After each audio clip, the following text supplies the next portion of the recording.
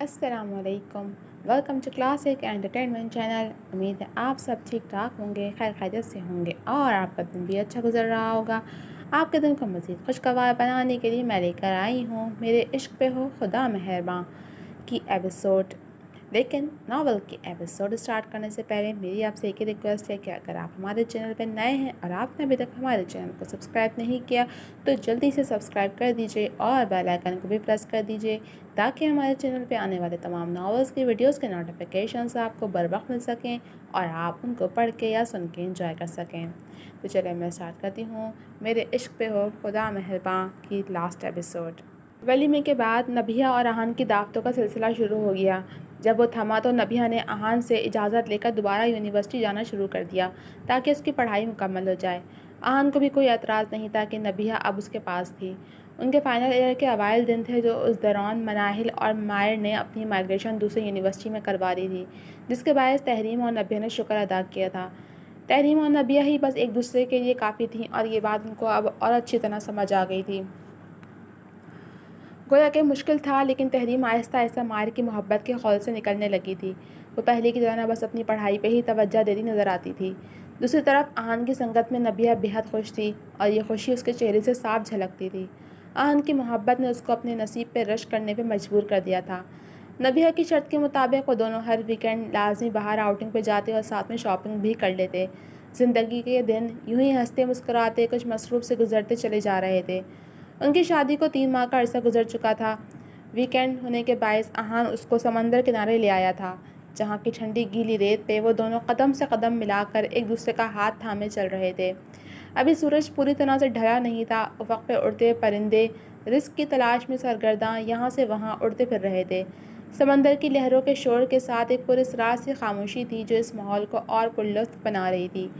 दूर कहीं चंद फैमिलियाँ नज़र आ रही थीं जो लहरों से अटखेलियाँ करने में मसरूफ़ थीं। खुली फ़िज़ा में मकई और भुट्टे के भुनने की दिलफरेब महक नबिया के नथनों से टकराई तो वो बेचैन हो गई। आहान, मुझे मकई खानी है। अच्छा, चलो आओ। आहान ने फ़ौरन हामी भरी। नबिया उसके साथ चलती हुई उस तरफ आ गई जहाँ एक तरफ मकई वाला अपनी रेहड़ी लिए खड़ा गरम गरम रेत में मकई भून रहा था, तो वहीं थोड़े फासले में भुट्टे वाला भी अपनी रेहड़ी लिए भुट्टे भूनता नज़र आ रहा था। मकई वाले के पास आकर आहान ने उसको मकई बनाने का कहा। वह सर हिलाकर मकई के दाने भूनने लगा। कुछ देर बाद उसने मकई तैयार करके उस पर काला नमक और लीमू लगाकर उनकी तरफ बढ़ा दिए।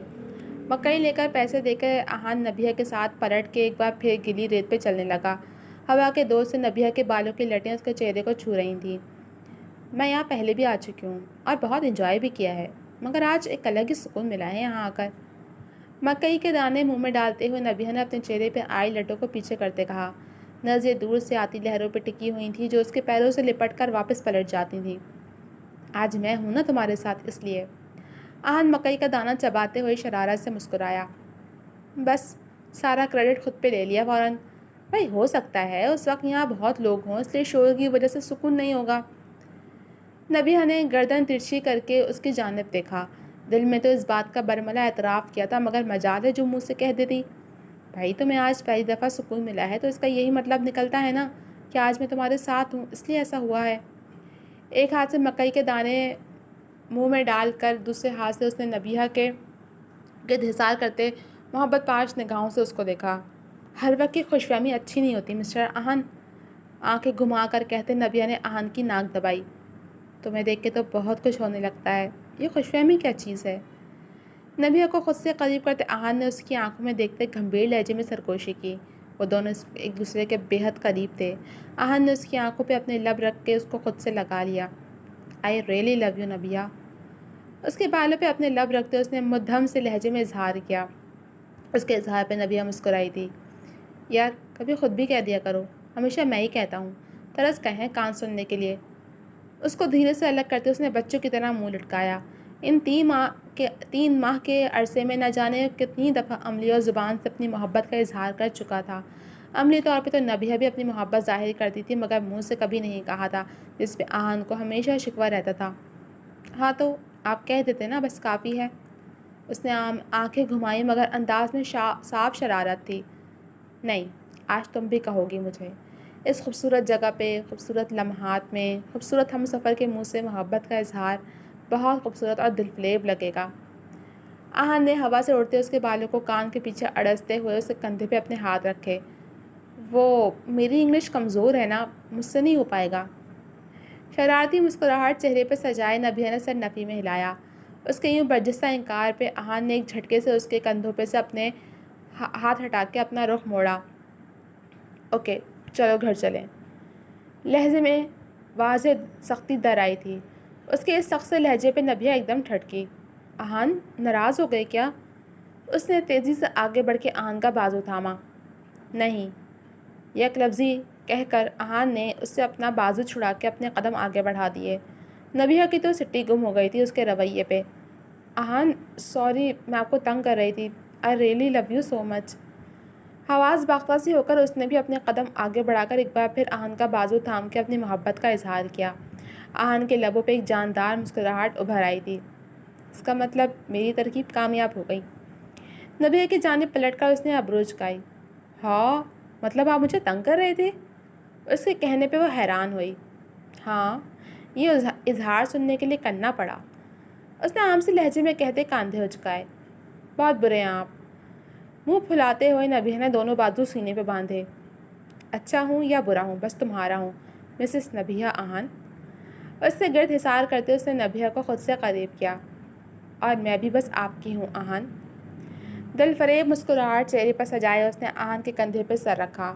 سورج اب پوری طرح ڈھل کے افق پہ اپنے رنگ بکھیرے رخصت ہو گیا تھا۔ اس خوبصورت منظر پہ نظر ٹکائے نبیہ مبہوت سی ہو کر تک رہی تھی۔ کتنا خوبصورت لگتا ہے یہ سورج طلوع اور غروب ہونے کا منظر۔ ہاں، لیکن اس سے زیادہ خوبصورت نہیں جب پہلو میں ایک حسین چہرہ ہو۔ آہن نے گمبھیر لہجے میں خوبصورت الفاظ میں اظہار کیا۔ اس کے اظہار پہ نبیہ کی گھنیری پلکیں اس کے چہرے پہ سایہ فکن ہو گئیں۔ وہ آہن کی لو دیدی نظروں کی تپش زیادہ نہیں سہ پاتی تھی اور آہن کو اس کے چہرے سے اپنی نظر ہٹانا دنیا کا سب سے مشکل ترین کام لگتا تھا۔ میرا خیال اب ہمیں چلنا چاہیے، اب یہ آنے والی ہوں گی۔ آہن کی دیکھا دیکھی عائشہ کو وہ بھی اب یہ کہنے لگی تھی۔ اچانک اس کو خیال آیا کہ آج عائشہ نے آنا تھا۔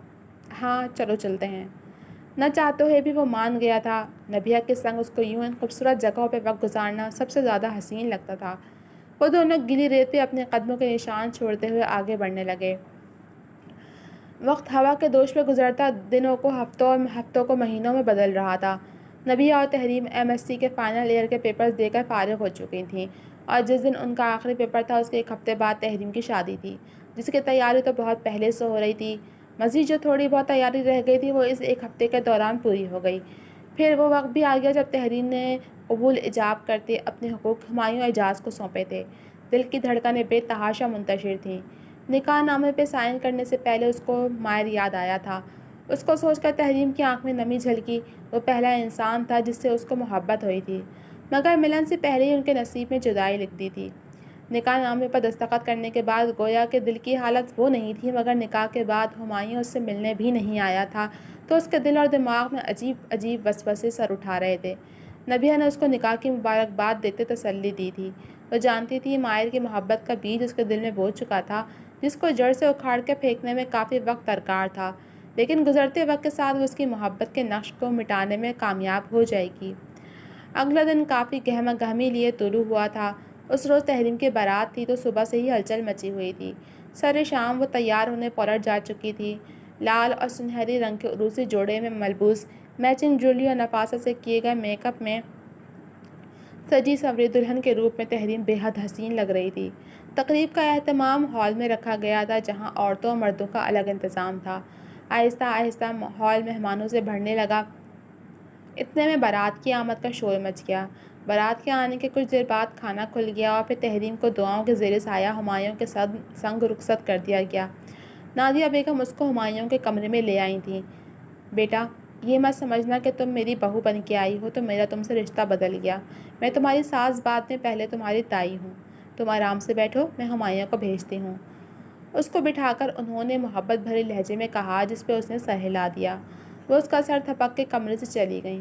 اعجاز صاحب ان کو بتا چکے تھے کہ تحریم ہمایوں کی پسند ہے، جس پہ پہلے تو وہ حیران ہوئیں، مگر اکلوتے بیٹے کی پسند سے آخر وہ کیسے انحراف کر سکتی تھیں۔ بیٹے کی خوشی میں خوش ہونا ہی ان کی اولین ترجیح تھی، سو انہوں نے تحریم کو دل سے قبول کر لیا تھا۔ ان کے جانے کے بعد تحریم نے گھونگھٹ اٹھا کے کمرے پہ ایک طائرانہ نگاہ ڈالی۔ روایتی سیج سے ہٹ کے کمرہ خوبصورتی سے سجا ہوا تھا۔ بیڈ کی پائنتی اور کراؤن پہ اصلی گلاب اور موتیوں کے پھولوں سے سجاوٹ کی گئی تھی۔ اسی طرح سائڈ ٹیبل اور ڈریسنگ ٹیبل کو بھی سجایا گیا تھا۔ چند لمحوں بعد دروازے کا ہینڈل گھمانے کی آواز آئی تو وہ واپس اسی طرح گھونگھٹ ڈالے بیٹھ گئی۔ نیوی بلو شیروانی اور آف وائٹ کلا پہنے دلہا بنا ہمایوں اندر کمرے میں داخل ہوا تھا۔ اپنا کلا اتار کے سائڈ ٹیبل پر رکھ کے وہ بیڈ کے قریب آیا۔ اس لمحے تحریم کے دل کی دھڑکنیں ایک بار پھر بے ترتیب ہوئی تھیں۔ السلام علیکم۔ ہمایوں نے شیروانی کے اوپری بٹن کھولتے ہوئے بیڈ پہ بیٹھ کے سلام کیا، جس کا اس نے سر کو دھیرے سے جنبش دے کر جواب دیا۔ کیسی ہو؟ چند لمحوں کے توقف کے بعد اس نے تحریم کا حال پوچھا۔ ٹھیک۔ اس بار ایک لفظی جواب آیا تھا۔ ہمایوں نے گردن کو ہلکا سا خم دیتے اپنی شیروانی کی جیب سے ایک مخملی ڈبیا نکال کے سامنے رکھی۔ گھونگھٹ اٹھا لوں؟ وہ اس کی اجازت لے رہا تھا۔ اس بار بھی تحریم نے سر کو ہلکی سی جنبش دی تھی۔ ہمایوں نے اس کی اجازت پاتے ہی اس کا گھونگھٹ اٹھایا۔ کتنے عرصے بعد وہ اپنی محبت کو اپنے سامنے دیکھ رہا تھا، وہ بھی اتنے حسین روپ میں جو اس کے دل کو گھائل کر رہی تھی۔ تحریم اس کے کچھ بولنے کی منتظر تھی، مگر وہ تو مبہوت سا یک ٹک بس اس کو دیکھے جا رہا تھا۔ دو نفوس کے ہوتے ہوئے کمرے میں ایک گہری خاموشی چھائی ہوئی تھی۔ اس خاموشی سے گھبرا کر تحریم نے اپنی جھکی نظر اٹھا کر ہمایوں کی جانب دیکھا تھا۔ اس کی نظروں کی تپش سے گھبرا کر اس نے دوبارہ اپنی گردن جھکا لی۔ ہمایوں نے کچھ بھی کہنے کے بجائے قدرے آگے کو ہو کر نرمی سے اس کو اپنے حصار میں لیا۔ اس کے اچانک یوں کرنے پہ وہ ایک دم گھبرا گئی تھی، مگر ہمایوں کی اگلی بات پہ اس کی گھبراہٹ حیرت میں بدل گئی۔ میں محسوس کرنا چاہتا تھا کہ اس بار میں کوئی خواب نہیں دیکھ رہا، تم حقیقت میں میرے سامنے ہو۔ تمہیں اتنی دفعہ خواب میں اپنے اس کمرے میں دیکھ چکا ہوں کہ ہر خواب پہ حقیقت کا گھما ہوتا تھا، مگر پلیز مجھ سے وعدہ کرو تم مجھے کبھی چھوڑ کے تو نہیں جاؤ گی نا؟ اپنے حصار میں لیے وہ اس کو محسوس کر رہا تھا، خواب میں دیکھی جانے والی اس سے جدائی کے خوف کے زیر اثر۔ اس نے دھیرے سے اس کو الگ کرتے اس کا چہرہ اپنے ہاتھوں کے پیالے میں لے کر ایک آس سے پوچھا۔ ان جذبات کی رسائی پانے پہ تحریم تو ششدر رہ گئی تھی۔ بولو، چھوڑو گی تو نہیں نا میرا ساتھ؟ تحریم، اگر تم نے کبھی مجھ سے جدا ہونے کا سوچا تو میں مر جاؤں گا۔ اس کے جواب کا انتظار کیے بغیر ہمایوں نے جذبات سے چور لہجے میں کہہ کر ایک بار پھر اس کو خود میں بھینچا۔ میں کیوں چھوڑوں گی آپ کو؟ ہمایوں کے جذبات کی شدت سے واقفیت ہونے پہ تحریم نے حیرت سے پوچھا۔ تمہیں جب بھی خواب میں دیکھا اختتام ہمیشہ جدائی پہ ہوتا تھا، میں تمہیں کھونے سے بہت ڈرتا ہوں۔ ہمایوں نے آنسوؤں سے لبریز آنکھیں لیے خوف کے زیر اثر کہتے ہی ساتھ تھوڑا تنگ کیا۔ خواب تو خواب ہوتے ہیں ہمایوں، میرے خواب شیطان کی طرف سے آتے ہیں، اس لیے مت دھیان دیں اتنا۔ گہرا سانس بھرتے اس کے سینے سے لگے تحریم نے سمجھایا۔ تحریم، آئی لو یو سو مچ۔ اس کے بالوں پہ لب رکھتے اس نے اظہار کیا۔ اس کے اظہار پہ وہ چند لمحے کچھ بول ہی نہ سکے۔ کیا ہمایوں اس سے اتنی محبت کرتا تھا؟ یہ تمہاری منہ دکھائی۔ اس کو نرمی سے خود سے الگ کرتے ہمایوں نے اپنے سامنے رکھی چھوٹی سی ڈبیا کھول کر اس میں سے ایک ڈائمنڈ رنگ نکال کر ہاتھ پھیلایا۔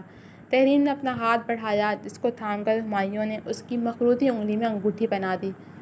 بہت پیاری ہے۔ اپنی انگلی میں سجی انگوٹھی دیکھ کے اس نے دل سے سراہا۔ تم سے کم پیاری ہے۔ اس کا ہاتھ تھامے محبت سے چور لہجے میں کہتے ہوئے اس نے اس کے ہاتھ کی پشت پہ محبت کی مہر ثبت کی۔ آپ کو مجھ سے محبت کب ہوئی ہمایوں، اور آپ نے کبھی کہا کیوں نہیں؟ اس کے اتنے والہانہ انداز میں تحریم کے ذہن میں کلبلاتا سوال زبان پہ آیا۔ تمہیں میں ہمیشہ سے ہی بہت پسند کرتا تھا، اب میری پسند پھر محبت میں بدل گئی، اس لیے اپنی محبت کو اپنا بنانے کے لیے سیدھا سیدھا رشتہ بھیج دیا تھا۔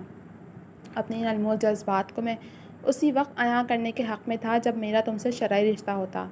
تم اس وقت میرے لیے نامحرم تھی اور میں جانتا تھا تمہاری فطرت کیسی ہے، اس لیے تم سے کبھی کچھ نہیں کہا۔ اس کے سوال پہ وہ گہرا مسکرایا تھا۔ یہ جاننے کے بعد کہ ہمایوں اس کو پسند کرتا تھا، تحریم کا دل لمحے بھر کو بھوجھل سا ہوا۔ اگر میں کسی اور کی ہو جاتی تو؟ اس کے چہرے پہ کھوجتے ہوئے تحریم نے سوال اٹھایا۔ تمہیں دن رات دعاؤں میں مانگا ہے، ایسا کیسے ہو سکتا تھا کہ اللہ تمہیں میرا نہیں کرتا؟ جب تم سے منگنی ہو گئی تھی تو میرا یقین اللہ پہ پکا ہو گیا تھا کہ جس نے یہاں تک ہمارا رشتہ جوڑا ہے وہ آگے بھی تمہیں میرا نصیبی بنائے گا۔ اس کے دونوں ہاتھوں کو تھامے اس نے اس کے ماتھے سے اپنا ماتھا ٹکایا۔ اس لمحے تحریم کو ڈھیروں شرمندگی نے آن گھیرا۔ اگر وہ ماہر سے شادی کر لیتی تو؟ یہ سمجھتی تھی کہ ماہر اس دنیا میں وہ واحد لڑکا ہے جو اس کو چاہتا ہے، مگر وہ تو اس حقیقت سے ہی ناواقف تھی کہ اس کا ہونے والا ہمسفر، اس کا ہونے والا محرم ماہر سے زیادہ اس کو دیوانگی کی حد تک چاہتا ہے۔ یہ ہمایوں کے سچے جذبات تھے جنہوں نے تحریم کو کسی اور کا نہیں ہونے دیا۔ میں وعدہ کرتی ہوں ہمایوں، آپ کا ساتھ مرتے دم تک نبھاؤں گی۔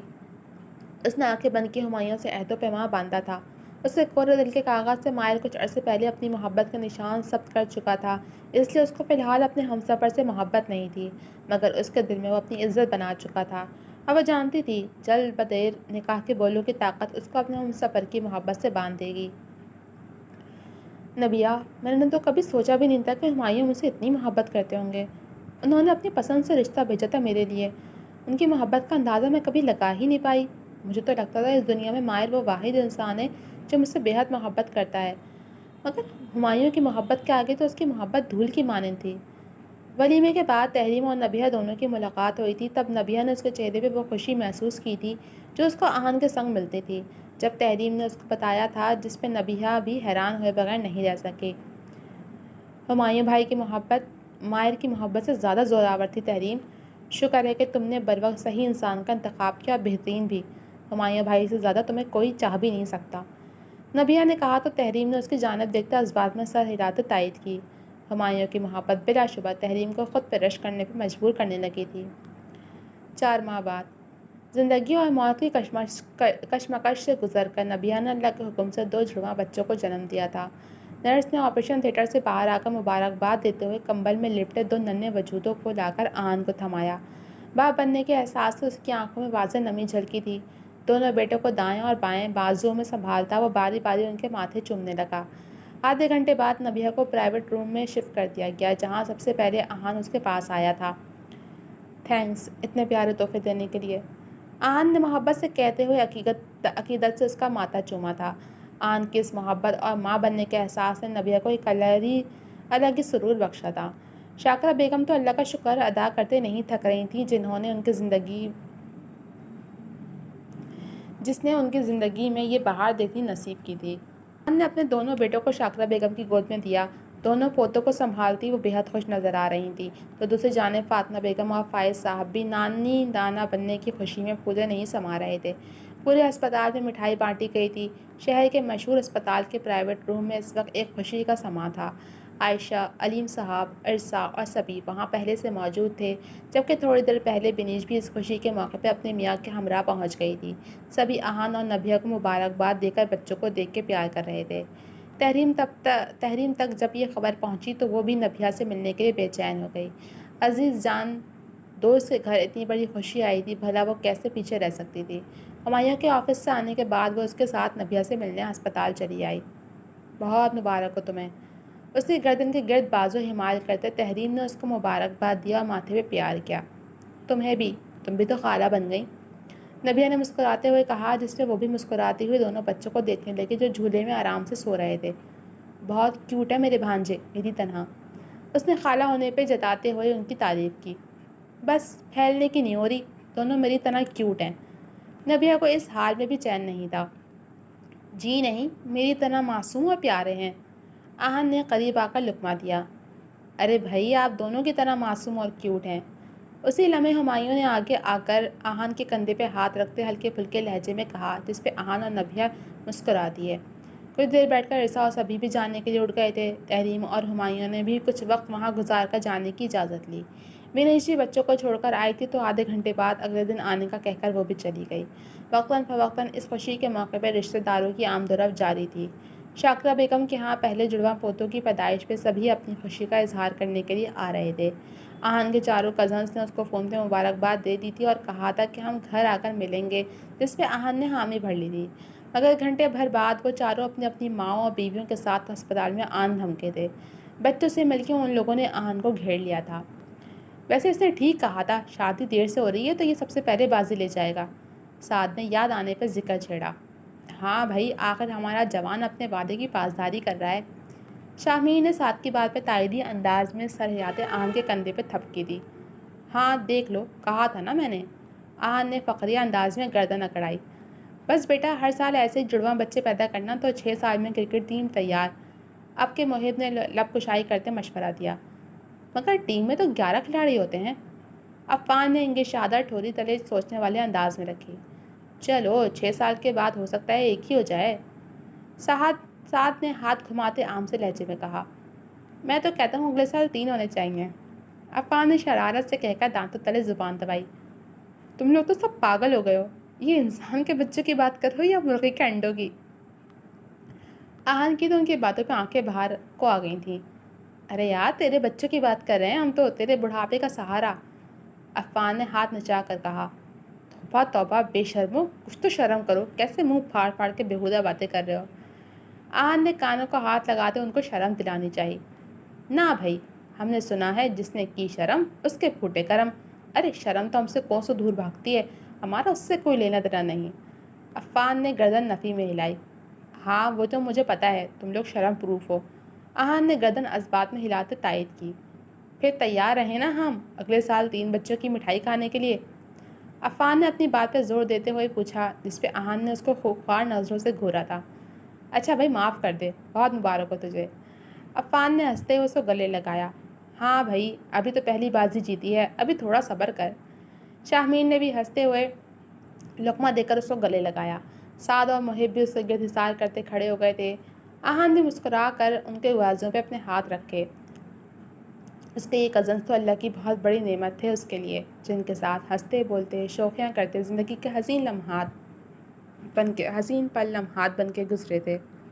اسپتال سے واپس آ کر تحریم کو اسی رات نادیہ بیگم کے ساتھ ان کی ایک بہت پرانی سہیلی کے بیٹے کی شادی میں شرکت کرنا تھی، تو واپس آ کر وہ وہاں جانے کی تیاری میں مصروف ہو گئی۔ پوری فیملی کا بلاوا تھا، سو رات کو سبھی تیار ہو کر چلے گئے تھے۔ دعوت کا اہتمام ایک بڑے ہال میں کیا گیا تھا۔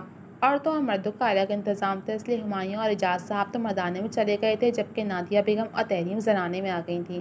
نادیہ بیگم نے اپنی دوست تحریم کو بھی ملوایا۔ ملنے ملانے کے بعد وہ ایک ٹیبل کی طرف چلی آئیں۔ کرسی کھسکا کر وہ بیٹھ گئیں۔ تحریم بھی ان کے برابر میں بیٹھ گئی۔ جوک تر جوک مہمان آ رہے تھے۔ جب کافی مہمان آ گئے تو کھانا کھل گیا۔ بوفے سسٹم ہونے کے باعث سب مہمان خود اٹھ کے کھانا نکال رہے تھے۔ نادیہ بیگم کی دوست مہمانوں کو سرو کرتی ان کے پاس آئی تھیں، مگر جب تک تحریم خود کھانا نکالنے اٹھ چکی تھی۔ رش ہونے کے باعث وہ تھوڑا پیچھے رک گئی۔ اتنے میں 2 لڑکیاں ہاتھ میں پلیٹیں پکڑے باتیں کرتی ہوئی آئیں۔ وہ بھی کھانا نکالنے کے لیے آئی تھیں، مگر رش دیکھ کے قدرے فاصلے پہ رک کے باتیں کرنے لگیں۔ ان سے 2 انچ کی دوری پہ تحریم بھی کھڑی ہوئی تھی۔ یار فلزا کے منگیتر کا افیئر چل رہا تھا، اس نے اس لیے منگنی توڑ دی، ایک نے ہاتھ ہلاتے نخوت سے کہا۔ تحریم رش چھٹا دیکھ کے آگے بڑھنے لگی تھی، مگر اگلی بات اور لڑکی کے لیے جانے والے نام پہ اس کا دل ایک دم تیز دھڑکا تھا۔ وہ دانستہ طور پر رک کے ان کی بات سننے لگی۔ مگر کیوں؟ وہ تو منگنی سے بہت خوش تھی، پھر ایسا کیا ہوا؟ اس لڑکی کے لہجے میں حیرانی در آئی تھی۔ وہ بتا رہی تھی کہ اس کے منگیتر ماہر کا بہت سی لڑکیوں کے ساتھ پہلے بھی افیئر رہا ہے، پھر اس کو اپنی یونی کی لڑکی سے محبت ہو گئی تھی، مگر اس کی خالہ نے یہ بات چھپائی اور منگنی کر دی۔ مگر جب اس نے خود ماہر کو منگنی کے بعد کسی لڑکی کے ساتھ دیکھا تو اس سے برداشت نہیں ہوا۔ اس نے دونوں کا پیچھا کیا اور بعد میں اس لڑکی سے ملی تھی، جس نے بتایا کہ وہ اور ماہر بہت جلدی شادی کرنے والے ہیں۔ تحریم سن ہوتے دماغ کے ساتھ ان کی بات سن رہی تھی۔ وہ لڑکیاں مجمع چھٹتا دیکھ کر کھانا نکالنے آگے بڑھ گئی تھیں، مگر وہ وہیں کھڑی رہ گئی۔ بیٹا کھانا نہیں نکالا؟ اچھا تم چھوڑو، جاؤ جا کر بیٹھو، میں کھانا نکال کے لاتی ہوں۔ نادیہ بیگم کی دوست اس کو وہاں کھڑا دیکھ کے اس کے پاس آ گئی تھیں۔ وہ غائب دماغی سے ان کی بات سنتی پلیٹ پکڑے اپنی ٹیبل کی طرف چلی آئی۔ کیا ہوا بیٹا، طبیعت تو ٹھیک ہے نا؟ نادیہ بیگم نے جب اس کو یوں دیکھا تو پریشان ہو گئیں۔ جی تائی جان میں ٹھیک ہوں۔ اگلے ہی لمحے خود کو سنبھالتی وہ زبردستی مسکرائی۔ چلو بیٹھ جاؤ، وہ کھانا لے آئی مہوش۔ انہوں نے اپنے دوست کو آتا دیکھ کر اس کا ہاتھ پکڑ کے بٹھایا۔ اتنے میں مہوش نے ان کی ٹیبل پہ کھانا سرو کر دیا۔ ان لڑکیوں کی باتیں اس کے ذہن میں گونج رہی تھیں۔ اس کی بھوک جیسے مر گئی تھی، مگر نادیہ بیگم کی وجہ سے بمشکل چند نوالے لے کر اس نے کھانے سے ہاتھ کھینچ لیے۔ نادیہ بیگم بھی جلدی کھانا کھا چکی تھی، اب اپنی دوست سے باتیں کر رہی تھی۔ وہ کرسی کی پشت سے ٹیک لگائے ان لڑکیوں کی باتوں کو سوچنے لگی۔ اس لمحے دل کے کونے سے صدا گونجی تھی، تم بہت خوش قسمت ہو تحریم، اللہ نے تمہیں بھٹکنے سے بچا لیا۔ اس نے آنکھیں بند کر کے گہرا سانس خارج کیا۔ وہ اللہ کی ایک بار پھر مشکور ہوئی تھی جس نے اس کے نصیب میں ہمایوں جیسے خوبصورت، مخلص اور بے حد محبت کرنے والے ہمسفر کا ساتھ لکھا تھا۔ اتنی محبت کرنے والے تایا تائی ساس سسر کے روپ میں ملے تھے۔ اگر اس کی شادی ماہر سے ہو جاتی تو شاید اس کے نصیب کی ساری محبتیں کہیں دور چلی جاتی اور ان کا دور جانا شاید وہ سہ نہ پاتی۔ آئینے کے سامنے کھڑے ہو کے وہ سوچ میں گم کانوں میں پہنے جھمکے کو اتار رہی تھی جب پیچھے سے ہمایوں نے اس کو اپنے حصار میں لیتے اپنی ٹھوری اسے کندھے پہ ٹکائی۔ کیا سوچ رہی ہیں میری کوئن؟ سوچ رہی ہوں کہ میں بہت خوش نصیب ہوں جو مجھے آپ جیسا پیارا ہمسفر ملا۔ اپنی سوچوں کو جھٹک کر اس نے جھمکا اتار کر اس کی طرف اپنا رخ کیا اور اس کے گلے میں اپنی باہیں ڈالیں۔ اوہ، بہت جلدی احساس نہیں ہو گیا آپ کو؟ اس کو کمر سے تھامتے ہمایوں نے تحریم کو خود سے قریب کیا۔ احساس تو بہت پہلے ہو گیا تھا، بس اظہار اب کیا ہے۔ اس کی آنکھوں میں اپنے عکس کو دیکھتے ہوئے تحریم نے کہا۔